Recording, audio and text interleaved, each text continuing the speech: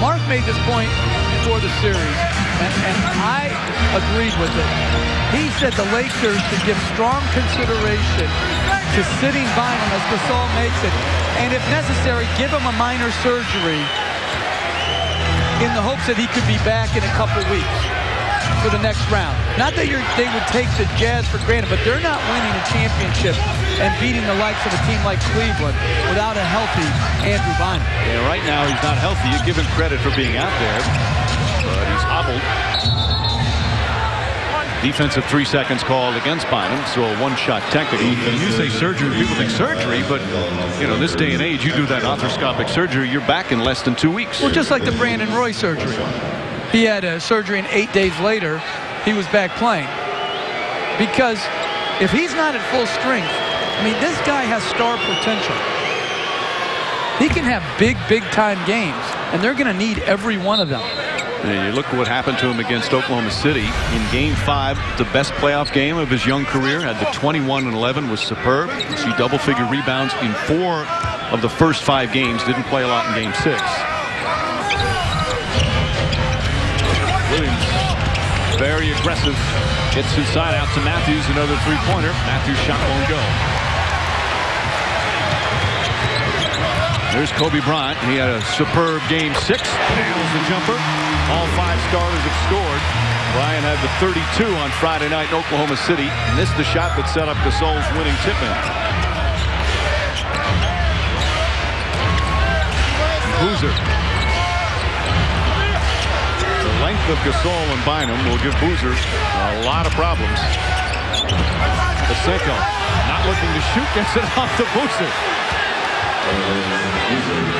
Boozer got away with a 3-second violation, but if I was the Jazz, I would strongly consider a lot of pick and rolls with Darren Williams. That's their best offense. Pick and rolls with Darren Williams, getting the bigs off of the body offensively. And Bryant easily gets to the basket. Lakers 8 for 10 from the field. But they haven't had a tough shot yet, except for Fisher's contested jump shot that he missed. Everything else has been easy. And Utah, as good as they are on offense, sometimes are just as bad on defense. Boozer misses. They've struggled against the Lakers, not only in the last 2 playoff series, but they lost 3 of 4. Offensive foul. DJ Miles, one of the young guns for the Utah Jazz. Good defense. That's outstanding defense. The reason why is your job is to send them to the screen. Do not allow Bryant or the offensive guy to go away from the screen. Trust the help. Great job of taking the hit. DJ Miles, right from high school to the NBA now in his 5th year, as Bynum will sit down. You look at Miles and Matthews. Got some guys coming off the bench as well. Paul Millsap, who's just into the game. You know they're going to battle you for 48 minutes. As you said, Jeff, they need to pick up the defense. Miles started it right there. Foul called on Odom before the shot. Jazz will take it out of bounds. Odom's role will certainly increase if Bynum's injury causes a problem. Odom had his ups and downs in the first round series.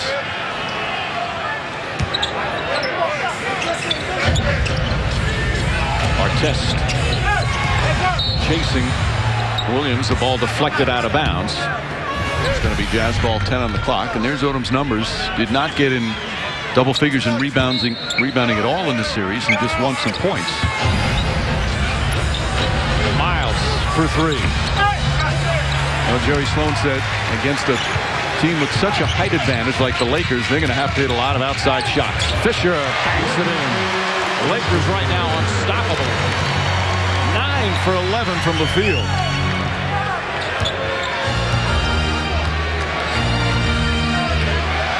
Williams to Millsap. Millsap flips it up with the left hand. Nice play. You think about the team that Kevin O'Connor has assembled. All these undrafted second-round picks. I mean, they have done a great job there as Bryant makes another short jump shot of not only drafting the right guys and the right character guys, but then the coaching staff's done a great job in developing these guys. Matthews drives on Fisher, gets inside, blocked by Gasol. Odom comes up with it. Here's Odom leading the break. Bryant back to Odom, and the finish with a foul. That's beautiful full court basketball. That's a pretty fast break. Trusting your teammates. Odom running the fast break like a point guard. Doesn't give it up too early, but gives it up in a situation where Bryant simply has to make a play. Does a great job. Doesn't put the ball on the floor. Touch pass right back to Odom. Stellar job of running 2-on-1 fast break. Odom chance for the three-point play. Bryant, the perfect timing, as you mentioned, Mark. Shannon Brown checks in. Ron Artest will sit.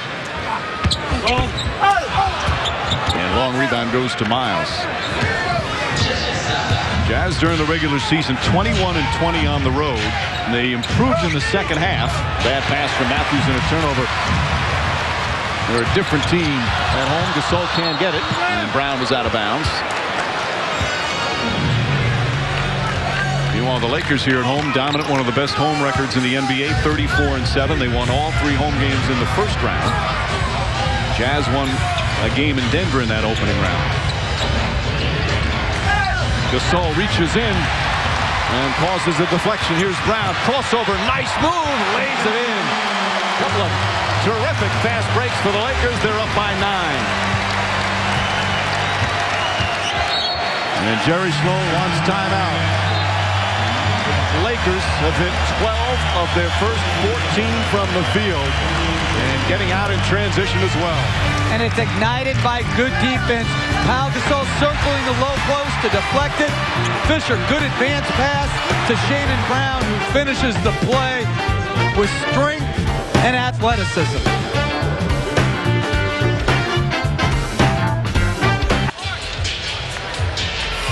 All new ABC Sunday at 9, 8 Central. The betrayal and the danger have moved back to Wisteria Lane. If you're looking for trouble, you've come to the right neighborhood. ABC's Desperate Housewives. All new Sunday at 9, 8 Central on ABC. We have a lot of dysfunction on the shows on ABC. Happy Town really isn't happy. Desperate Housewives aren't really desperate. They're like, you know, betrayal. I mean, dysfunctional prime time on ABC. How about this show? Yeah. Kobe Bryant with a hand in his face. Nails it. And Bryant 4 for 4. The Lakers simply can't miss. They're up 11. They've got 26 points with 3.5 to go. The only way they don't score is if they turn it over. Williams. Boozer on the follow. Holds on with some Lakers underneath him. But even in situations like that, Williams catching the ball on the move, that penetration got Pau Gasol's body off of Carlos Boozer and allowed him to crash the offensive boards. Williams guarding Bryant now. Kobe Bryant 5 for 5 from the field. The Lakers didn't shoot so well in that first round against Oklahoma City. The Thunder's defense very good, one of the best in the league. They're having an easy time now. Nice deflection from Fisher. Fisher has at least 2 steals, and he's deflected another. Gets in, knocked away by Boozer. And an easy opportunity for the Jazz. Now Phil Jackson calls timeout. Not happy with the 2-0 Utah run.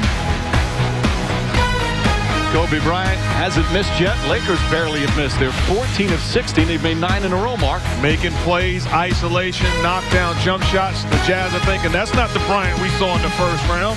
This Bryant isn't fair. Got it going early.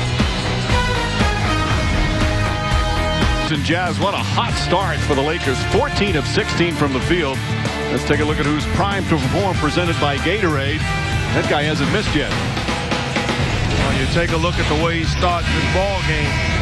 Got it going offensively.